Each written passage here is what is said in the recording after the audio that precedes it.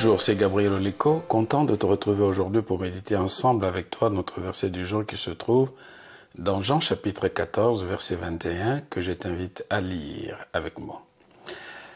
Celui qui a mes commandements et qui le garde, c'est celui qui m'aime. Et celui qui m'aime sera aimé de mon Père. Je l'aimerai et je me ferai connaître à lui.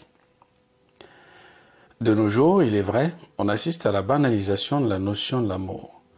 Vous l'avez certainement remarqué, aimer est une notion largement vulgarisée aujourd'hui. J'ai parfois l'impression que l'on confond les émotions passagères à la réalité de l'amour. Il nous arrive de dire notre amour au Seigneur Jésus dans la prière ou dans un moment de louange. D'ailleurs, le Seigneur Jésus lui-même n'est pas contre cela. Cependant, à travers notre verset du jour, le Seigneur lui-même questionne notre compréhension de l'amour que nous avons pour lui. En d'autres termes, le Seigneur nous interpelle sur le contenu que nous mettons derrière le mot amour. C'est pourquoi ici, dans notre verset du jour, il clarifie les choses en disant « Seul celui ou celle qui garde mes commandements gagne le droit de dire qu'il m'aime. » Le rappel que fait le Seigneur ici me rappelle la promesse que Dieu a faite à Israël pour le rendre heureux. Cette promesse se trouve dans Deutéronome chapitre 10, versets 12 à 13. Maintenant Israël, que demande de toi l'Éternel, ton Dieu, si ce n'est que tu craignes l'Éternel, ton Dieu, afin de marcher dans toutes ses voies, d'aimer et de servir l'Éternel, ton Dieu, de tout ton cœur et de toute ton âme, si ce n'est que tu observes les commandements de l'Éternel et ces lois que je te prescris aujourd'hui afin que tu sois heureux.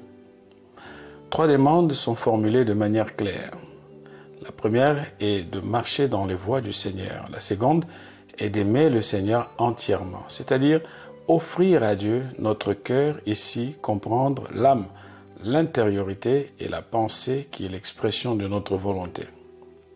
Enfin, il y a l'appel à garder les commandements du Seigneur. Il ne suffit pas de dire l'amour, mais de le démontrer. Cela aiderait énormément notre génération qui est obsédée par les déclarations faciles, lesquelles ne reflètent pas la réalité de l'amour revendiqué. Le verbe garder ou observer traduit de l'hébreu véhicule l'idée de garder, préserver, surveiller, conserver, faire attention à, respecter, accorder l'attention à. Revenons à ce que dit Jésus dans notre verset du jour. Si quelqu'un fait attention à ces commandements exposés dans sa parole, la Bible, et les respecte, les met en pratique, cette personne fait preuve d'amour envers le Seigneur Jésus.